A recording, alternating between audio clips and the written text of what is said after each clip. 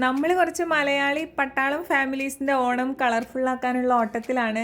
അപ്പോൾ ഇന്ന് നമ്മൾ പർച്ചേസിങ്ങിന് വന്നിട്ടുണ്ടായിരുന്നത് എയർപോർട്ട് മാർക്കറ്റിലാണ്. ബംഗാളിലെ ലോക്കൽ മാർക്കറ്റിലൊക്കെ ഇങ്ങനെ നടക്കാൻ ഒരു പ്രത്യേക രസമാണ് കേട്ടോ. നമ്മുടെ മനസ്സിൽ മൊത്തം ഓണം വൈബ്സ് ആണെങ്കിലും ഇവിടെ മൊത്തം രാഖി ബന്ധൻ വൈബ്സ് ആണ്. കാരണം ഇവിടെ ഇപ്പോൾ രാഖി ബന്ധൻ്റെ സമയമാണ്. അപ്പോൾ അതിന് വേണ്ടിയിട്ട് ഇഷ്ടംപോലെ രാഖികളുണ്ട് കേട്ടോ.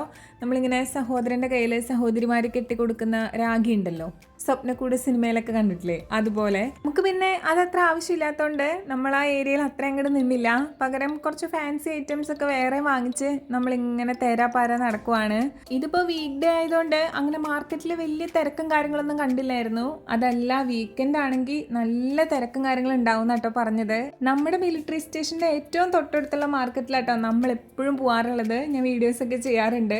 പക്ഷേ ഇത് കുറച്ചും കൂടെ അങ്ങോട്ട് മാറിയിട്ടാണ്, ഒത്തിരി ദൂരെയൊന്നുമല്ല എയർപോർട്ട് മാർക്കറ്റ്. ഇവിടെ ഞാൻ ആദ്യമായിട്ടാണ് വരുന്നത്. ശരിക്കും പറഞ്ഞാൽ നമ്മുടെ പട്ടാളം ക്യാമ്പ് ഏരിയയിലൊന്നും നിൽക്കുമ്പോൾ ബംഗാളിൻ്റെതായ ശരിക്കുള്ളൊരു ലൈഫ് സ്റ്റൈലൊന്നും നമുക്ക് കാണാനേ പറ്റില്ല.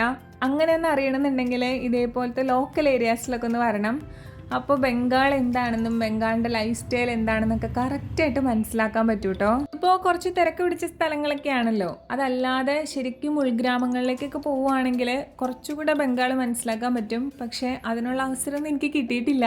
ഈ വെസ്റ്റ് ബംഗാളിനെ കുറിച്ച് അത്യാവശ്യം കാര്യങ്ങളൊക്കെ അറിയാവുന്നവരാണ് നിങ്ങളെങ്കിൽ നിങ്ങളൊന്ന് പറയണം കേട്ടോ, ഏതൊക്കെയാണ് സേഫായിട്ട് പോകാൻ പറ്റുന്ന ഉൾഗ്രാമങ്ങളിൽ നിന്നൊക്കെ. എപ്പോഴെങ്കിലൊക്കെ സമയം കിട്ടുമ്പോൾ പോയി നോക്കാനാണ്.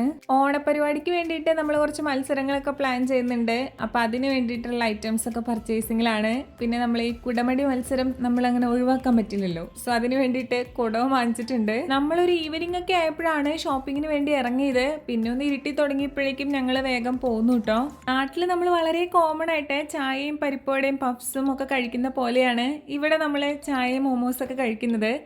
അപ്പോൾ അതെന്തായാലും മുടങ്ങാറില്ല. എപ്പോൾ പുറത്ത് പോയാലും ഞാൻ മോമോസ് കഴിക്കാറുണ്ട്. അപ്പോൾ ഇപ്രാവശ്യം കുറച്ച് മോമോസൊക്കെ വാങ്ങിച്ച് കഴിച്ചു. നമ്മൾ ഫാൻസി ഷോപ്പിൽ കയറിയപ്പോൾ സാരിക്ക് മാച്ചായിട്ടുള്ള കുറച്ച് ബാംഗിൾസ് ഞാൻ വാങ്ങിച്ചിട്ടുണ്ടായിരുന്നു. ശരിക്കും ഇതൊക്കെ ഇങ്ങനെ എടുത്ത് നോക്കുമ്പോൾ കുഞ്ഞു പ്രായത്തിൽ നമുക്ക് എന്തെങ്കിലും വളയും മാലയൊക്കെ കിട്ടില്ലേ, അപ്പോൾ ഉള്ളൊരു എക്സൈറ്റ്മെൻറ്റ് തന്നെയാണ് ഇപ്പോഴും. അതിനൊന്നും ഗേൾസിന് ഒരിക്കലും ഒരു മാറ്റം വരില്ലല്ലേ. ഇപ്പോൾ ഡ്രസ്സിങ്ങിലായാലും ഓർണമെൻറ്റ്സിലായാലും കളർഫുള്ള് വിട്ടൊരു പരിപാടി ഇവിടുത്തുകാർക്കില്ല കേട്ടോ. കുറേ കളർഫുൾ ഐറ്റംസ് കിട്ടും. അപ്പോൾ കുറച്ച് കളർഫുൾ പൊട്ടും ഞാൻ വാങ്ങിച്ചിട്ടുണ്ട്. ഇനി ഒട്ടും കുറയ്ക്കണ്ടെന്ന് വിചാരിച്ച് കുറച്ച് മൈലാഞ്ചി കൂടെ വാങ്ങിച്ചിട്ടുണ്ട്. അപ്പോൾ അത്രയൊക്കെ തന്നെയുള്ളൂ നമ്മുടെ മാർക്കറ്റ് വിശേഷങ്ങൾ.